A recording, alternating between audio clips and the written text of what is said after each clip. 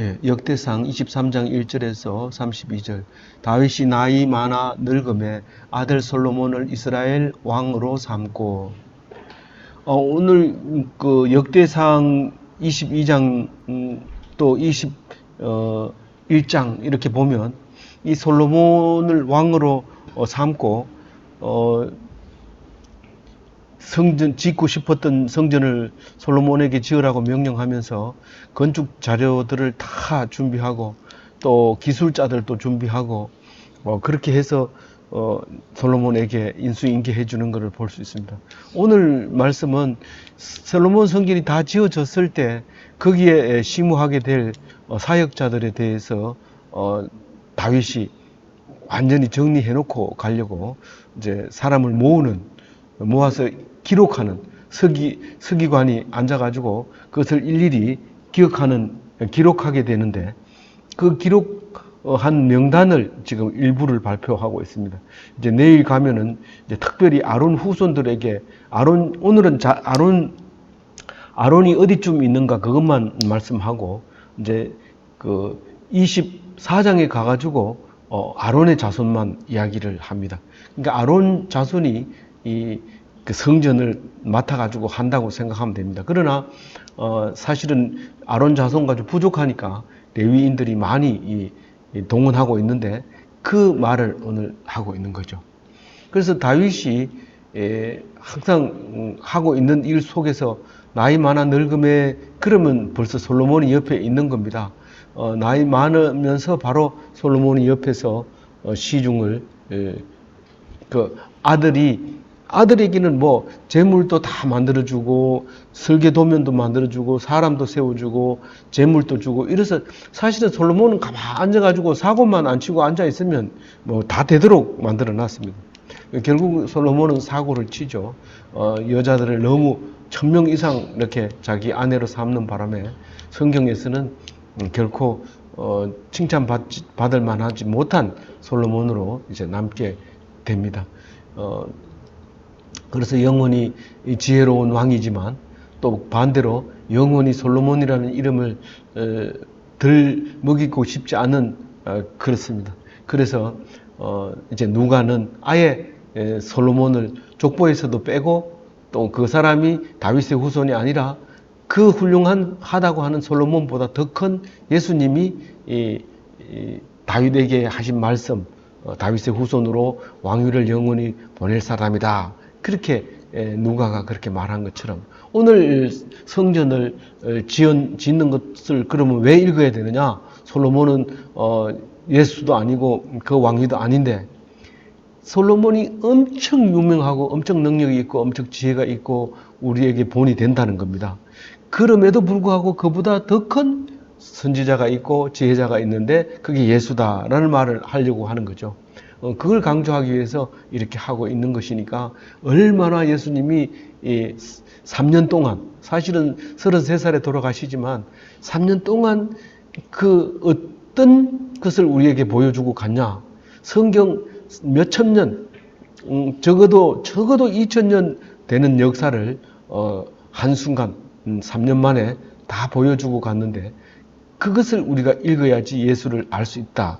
그 말씀을 하려고 오늘 성경을 통해서 솔로몬을 보여주고 있는 것입니다.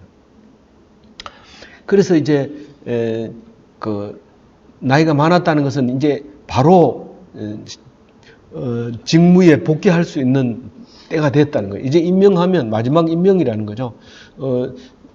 젊었을 때는 늙으면서 또 죽을 사람도 있고 또 태어날 사람도 있기 때문에 변동 사항이 있지만 다윗이 나이가 늙었다는 것은 막바로 이제 솔로몬 성전 사역에 뛰어들 수 있는 사람들이다라는 말을 하고 있는 거죠. 그래서 2절에 보면 이스라엘 모든 방백과 제사장과 레위 사람을 모았더라 그랬습니다. 제가 그 표를 만들어 놓은 곳에 벌써 숫자가 나와 있죠. 3절에 모았는데 2만 레위 사람은 30세 이상으로 계수하니 모든 남자의 수가 3만 8천 명이었더라. 우리가 인구수 센다 그러면 꼭 남자만 세는데 그렇습니다. 여기 성경은 여자와 아이는 없습니다. 꼭 남자를 세는데 그 중에서도 30세 이상 된 보통 지파의 인구수를 셀 때는 20세 이상인데 레위 사람만 30세 이상이 돼야 됩니다. 우리가 선생님이나 목사가 되려면 사실 너무 어린 사람이 목사를 해놓으면 늙은 장로들이 만만하게 보기 때문에 나이가 어느 정도 돼야 된다. 훈련을 전도사로서 몇 년을 받고 신학교를 하고 전도사로 몇 년 하고 그리고 목사 안수를 받아라. 뭐 이런 내용하고 비슷한 거죠. 전쟁에 나가는 사람들은 오히려 젊을수록 뭐 물불을 안 가리니까 20세 이상으로 계수하지만 이 레위인은 30세 이상으로 계수하도록 모세가 이미 법으로 정해놨던 거죠. 그래서 30세 이상으로 3만 8천 명이었는데 3만 8천 명에 대한 내역이 4개로 나누어져 있습니다. 우선 성전 일을 담당할 사람이 2만 4천 명, 그 다음에 재판장, 관원, 이 관원은 다니면서 안식일 안 지키면 이름 적어가지고 사내들인 공회에 출두하라고 명령서 발부하고 이런 것들이 이제 관원이죠. 그래서 오면은 사내들인 공회가 열리면은 거기서 재판하는 게 재판관이고 그 문지기는 똑같은 레위인이라도 같은 등급이지만 문을 지키고 있습니다. 문을 지키는 게 그게 작은 일이 아니죠. 문지기가 뭐 반대로 얘기하면 수입이 가장 좋을 수도 있습니다. 먹을 게 있으면 들고 가면서 가다가 주고 나가면서 주고 들어가면서 주고 그렇게 하는 문지기 개별적으로는 아마 굉장히 좋을지도 몰라요. 재판관은 겁나고 관원은 무섭고 뭐 성전 맡은 사람은 은혜롭고 그런데 그 중에 또 한 가지가 있죠. 네 번째로 성가대. 그 현악기 비올라, 바이올린 뭐 이런 현악기를 멋지게 연주하는 그때하고 음악하고 지금하고는 다르기 때문에 똑같이 성가대라고 말하면 좀 틀릴 수도 있지만 어쨌거나 그때 찬송이 그때부터 시작했고 교회 음악은 다윗이 시작한 거다. 그렇게 생각할 수 있는 것이죠. 그렇게 해서 3만 8천 명이 이 숫자가 다 더하면 3만 8천 명 됩니다. 그 얘기를 지금 하고 있고요. 6절부터는 이제 그 레위인들 중에서 이제 여기는 우두머리라고 얘기하는데 족장이라고 세번역에는 번역을 합니다. 족장도 마음에 안 들고 우두머리도 마음에 안 들지만 어쨌거나 대표가 되는 것이고 리더가 되는 것이고 이제 이름에 올라갈 사람들인데 그 올라갈 사람들의 명단이 6절부터 22절까지 쭉 기록을 하면 오른쪽 표와 같게 되죠. 그런데 제일 마지막에 24절에 가가지고 보면 이 사람들은 전부 다 20세 이상이라고 얘기를 합니다. 27절에도 그런 얘기를 하죠. 이 다윗의 유언대로 27세, 이제 20세 이상을 계수했다. 아니, 율법에 30세 이상이라 했는데 왜 다윗은 그렇게 얘기합니까? 사실은 출애굽 해가지고 유목민으로 살아갈 때는 군대나 마찬가지입니다. 광산이나 군대나 선박이나 이렇게 명령 체계가 안 서면 위험한 데가 있습니다. 그래서 군대도 명령을 안 들으면 바로 부하를 총살을 시킬 수 있는 권한을 줍니다. 그 선장도 똑같은 명령을 내렸을 때 안 들으면 거기서 사살할 수 있는 권한도 있습니다. 광산에서도 마찬가지입니다. 그 탄광이나 뭐 철광이나 이 지하에서 굉장히 위험한데 말을 안 듣고 가까이 가서 사고를 낸다든가 이런 것 때문에 언제나 군대처럼 거기 들어가서 사람을 만나면 무조건 경례를 하고 관동 성명을 대고 그렇게 아주 분위기가 경색된 모습을 볼 수 있습니다. 그만큼 위험하고 무섭고 긴장해야 된다는 환경이죠. 그렇게 됐을 때 이제 그 대장들만 이제 쫙 명단이 나오는데 레위의 자손은 게르손, 그핫, 므라리 이렇게 나옵니다. 지금 이것을 기록할 때가 약 900년, BC 900년쯤 되는데 사실은 이 창세기에 벌써 레위의 아들, 세 아들 이름이 나옵니다. 이집트로 들어가기 전에 그리고 들어가서 480년을 살다가 이제 출애굽해가지고 나올 때 벌써 한 500년 지났죠. 그리고 이것저것 합하면, 약 800년 정도 전에 있었던 이야기를 그대로 가지고 옵니다. 그러니까 우리가 족보를 따지면, 우리 전시들 족보를 따지면, 3개의, 공파가, 삼공파가 있는데, 봉예공파, 우리는 봉예공파, 계보인데, 그래서 그 파가 쭉 있었는데, 사실을 따져보면 고려시대 선조 할아버지 있죠. 그러면 여기서 고려시대라고 하면, 거의 2000년 가까이 되는 거죠. 그러니까, 그런 그 역사를 가지고 있는 것처럼, 이 사람들도 그 계파별로 이름을 쭉 나눠서, 게르손, 그핫, 머라리, 그리고 게르손에게는 라단, 시므이, 그핫에게는 아므람, 이스할, 헤브론, 우시엘, 그 다음에 머라리에게는 마흘리, 무시, 이렇게 돼 있고, 사실 이거는 엄청 많이 줄인 거죠. 그 중간에 대기수를. 왜냐하면 아들이 끊어져 버린 데는 없애버렸고, 또 지금 살아있는 사람들 중에서도 자식이 없는 사람이 있는데, 그런 사람은 다른 사람하고 족보를 붙여가지고, 이제 그 기록을 하고, 이렇게 해서 이제 적어 놓았습니다. 그런데 특별히 보면은, 이 8절에 보면은, 거기, 슬로밋, 하시엘, 하란, 이거는 시므이의 아들이라 해놓고, 또 라단의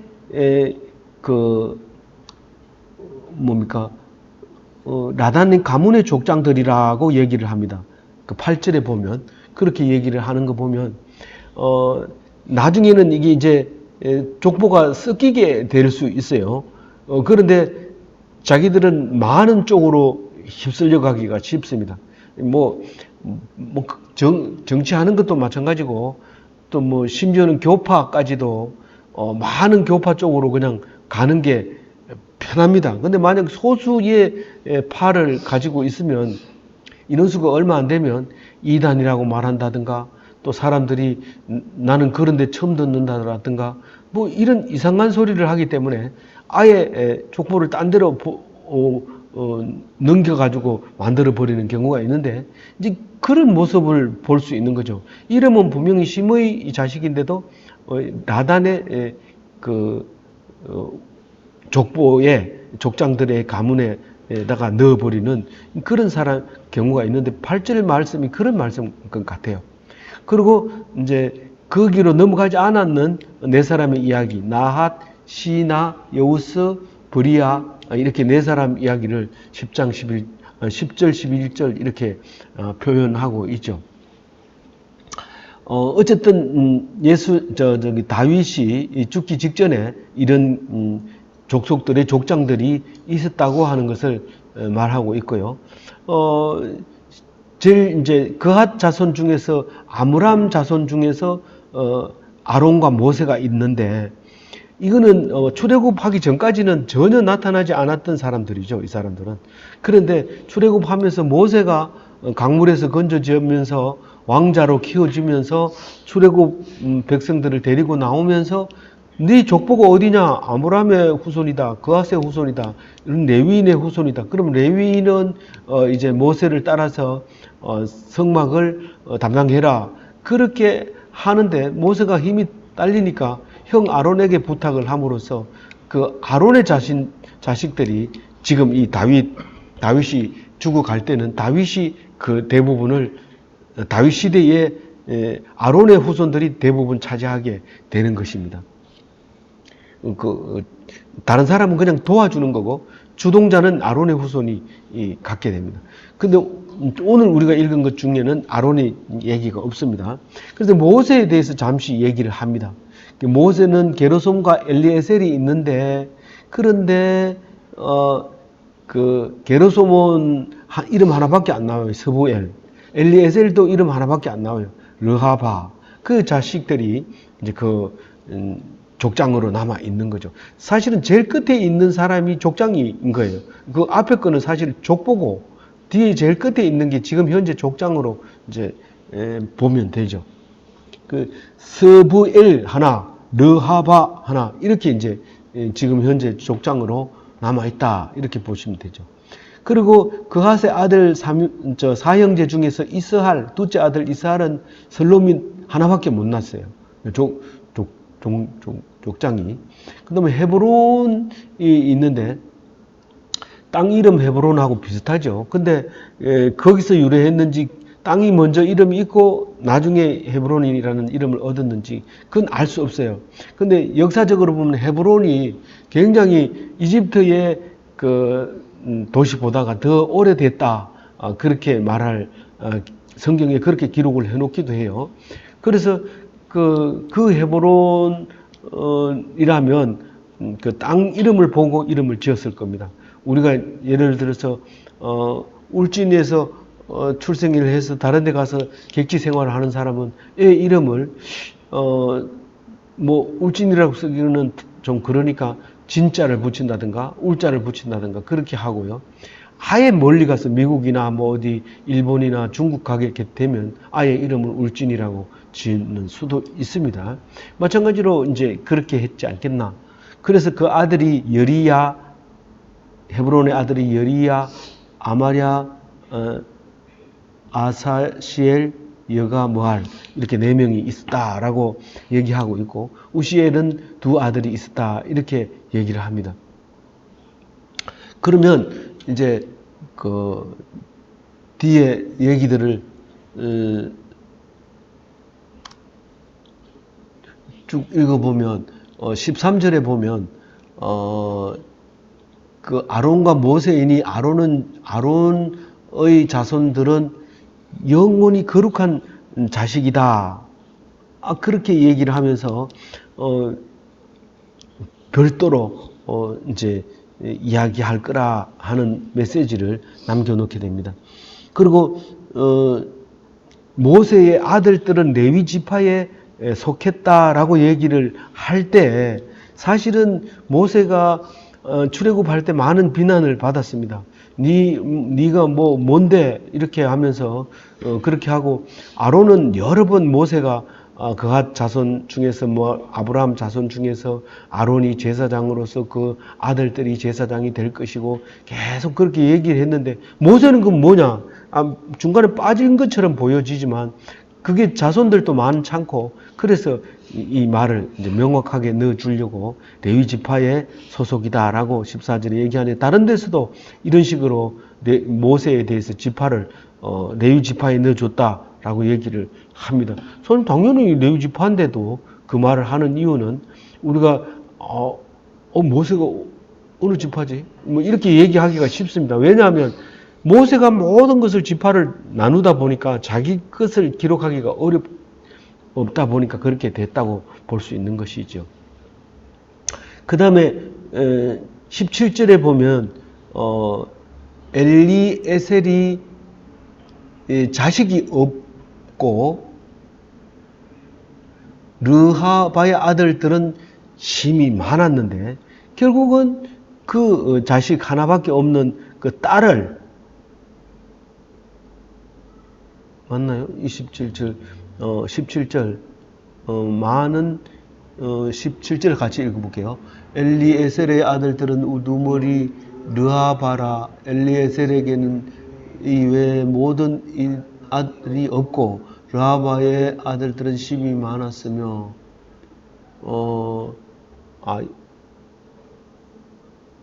그 22절에 딸만 있는데 그의 형제 기스의 아들들이 그에게 장가 들었으며 이렇게 22절에 나옵니다.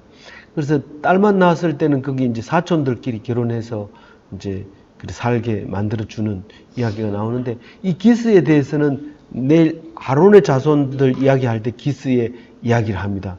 이 기스하고 아론하고 거리가 이렇게 먼데 관계 있느냐?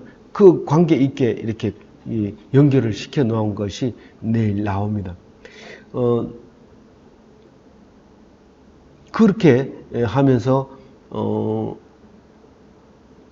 아까 말한 그 22절 엘르아살의 아들은 없고 딸만 있었는데 사촌하고 결혼해서 기업을 물려줬다. 이제 그런 메시지를 물려주는 말하고 있는데 사실 레위인은 땅은 기업이 없습니다. 그렇지만 또 다윗 시대에는 그렇게 벌써 지파가 다르기 때문에 기업이 없었지만 자기가 가지고 있는 것을 물려줄 수 있는 유일한 그 딸 하나가 사촌들과 결혼했다는 말을 하고 있습니다.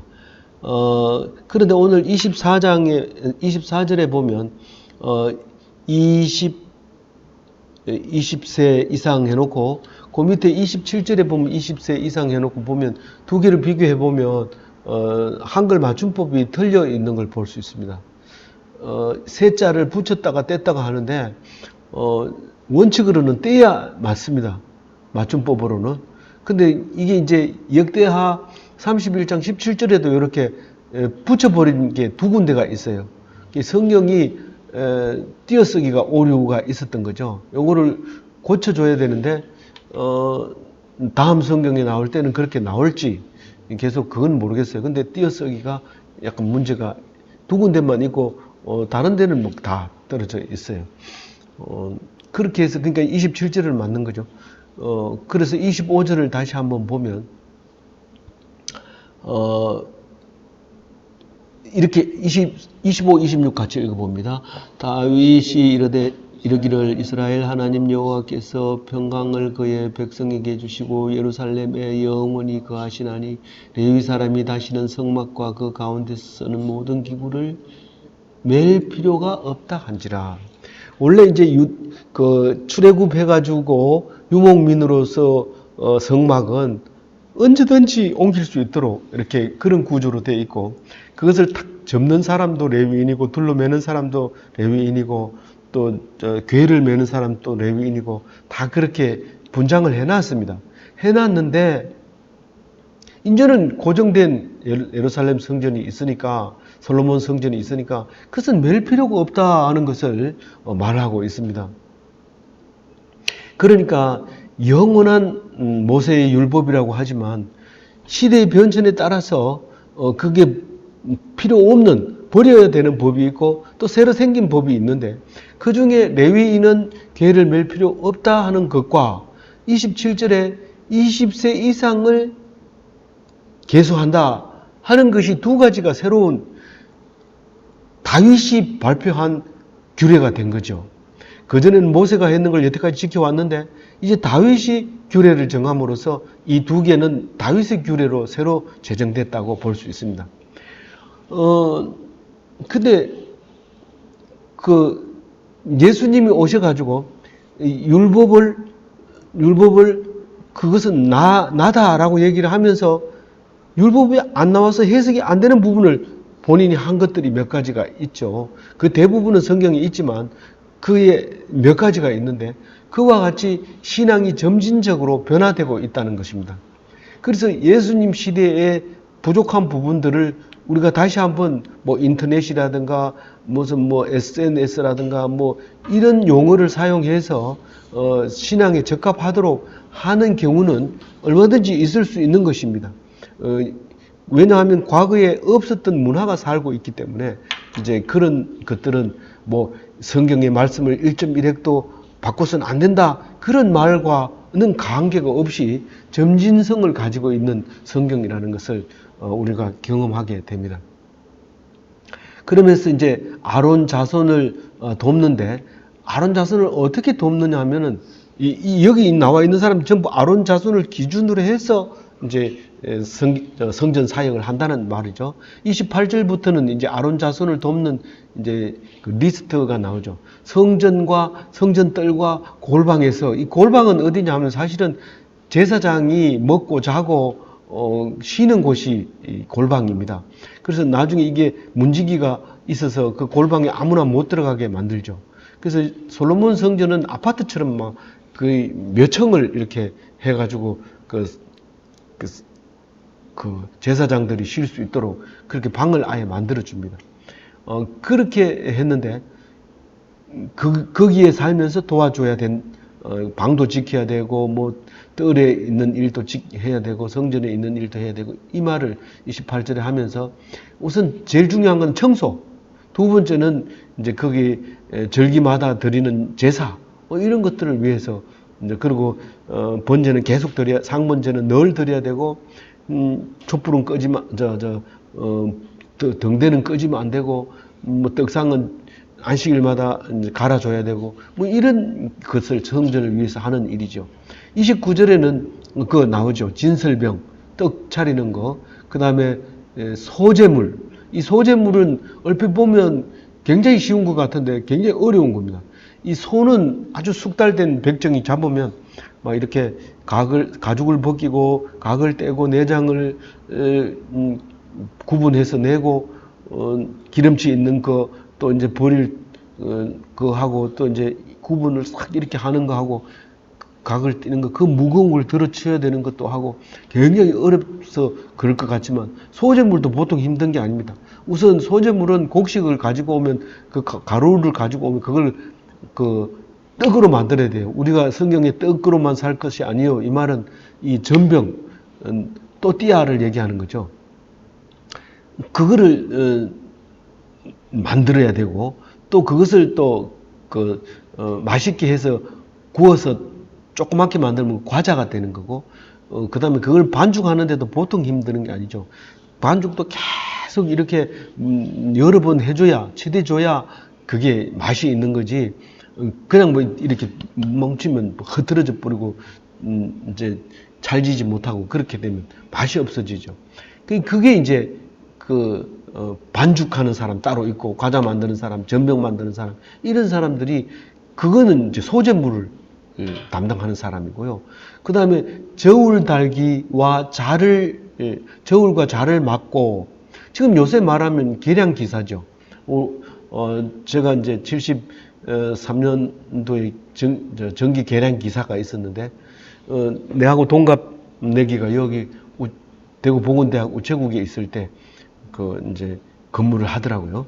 그 자격증을 가지고 계량 기사를 해서 딱 오면은 우체국에 그 저울을 일일이 검사해가지고 에러가 없는지 그 계량 기사가 검사를 해줘야 사용할 수 있고 이렇게 돼 있는 건데 그런 게 옛날에도 그게 계속 이 사람 저 사람 단다고 해가 이렇게 되는 게 아니고 전문적으로 그걸 달아야 공평하게 딱 이렇게 나눌 수 있는 그런 기술이 있었던 거죠.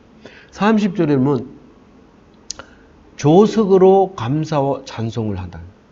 이 감사 기도 드리고 찬송 부르고 그런 게 보통 일이 아니죠. 근데 성가대가 있으니까 안식일 날 아침에 찬송 부르고 저녁에 해질 때 찬송 부르고 할렐루야 하고 손 들고 소리 지르고 이런 것들이 다 성전에서 봉사하는 사람들의 일거리에 하나에 들어가 있었던 거죠.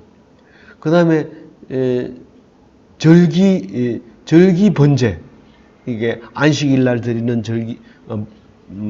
번제가 따로 있고 초하루에 드리는 초하루가 이제 상망이라고 하죠. 그리고 이제 월삭일이라 하고 보름을 보름 제사라고 그러고 상망 제사라 하고 이런데 초하루 날 드리는 걸 말하는 거고 그리고 3대 절기가 있어요.